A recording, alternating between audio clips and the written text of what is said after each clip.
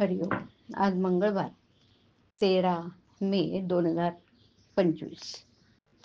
सद्गुरू ब्रह्मचैतन्य गोंदवलेकर महाराज आज आपल्याला प्रवचनातून सांगणार आहेत की स्वतःला सुधारण्याचा प्रयत्न करावा.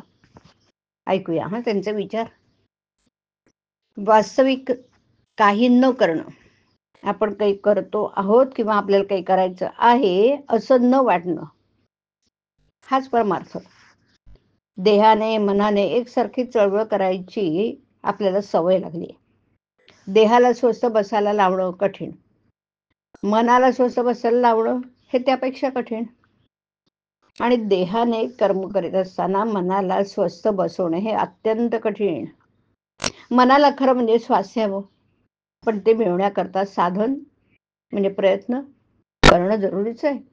मनाचे स्वास्थ्य बिघडायला कारण 3 आहेत. 1, आपल्या इच्छेविरुद्ध गोष्ट होणं. 2, मागच्या आपल्या बऱ्या वाईट कर्मांची आठवण होणं.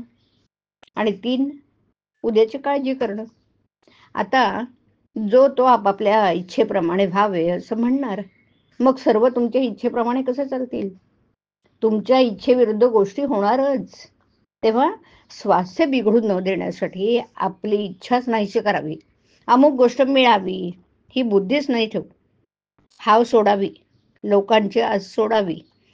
जे काही होतं ते रामाची इच्छेने झालं असं म्हणावं. प्रत्येक गोष्ट रामाने केली असं म्हणणं म्हणजे अखंड भगवंतांच्या अनुसंधानात राहणं. आपला अहमपणा खरोखर किती खोल गेलाय पहा. समोर दिसत असलेल्या गोष्टीकडे बेमालूम डोळे झाक करून आपण आपल्या दोषांचं खापर बिनदिक्कत दुसऱ्यावर फोडायला तयार होतो. अमक्या तमक्याच्या नादाने आपला मुलगा बिघडला असं आपण म्हणतो ना, कारण आपलाच मुलगा खराब हे म्हणवत नाही, ते म्हणण्याची लाज वाटते. आणि म्हणून दुसऱ्याच्या मुलाला आपण वाईट म्हणतो. आपला मुलगा आपल्या डोळ्या देखत संगतीच्या योगाने एवढा बिघडतो, तर मग संगतीचा परिणाम केवढा असला पाहिजे ना. संगतीचा परिणाम जर एवढा मोठा आहे, तर संत संगतीत असताना आपल्याला सुधारणा का दिसू नये? संत संगतीने मग आपण निश्चितच सुधारायला पाहिजे, पण तसं तर दिसत नाही. मग नडतं कुठे? याचं मुख्य कारण म्हणजे आपण स्वतःला सुधारण्याचा प्रयत्नच करत नाही. आपल्याला सर्व समजतं, परंतु प्रयत्न करायला नको.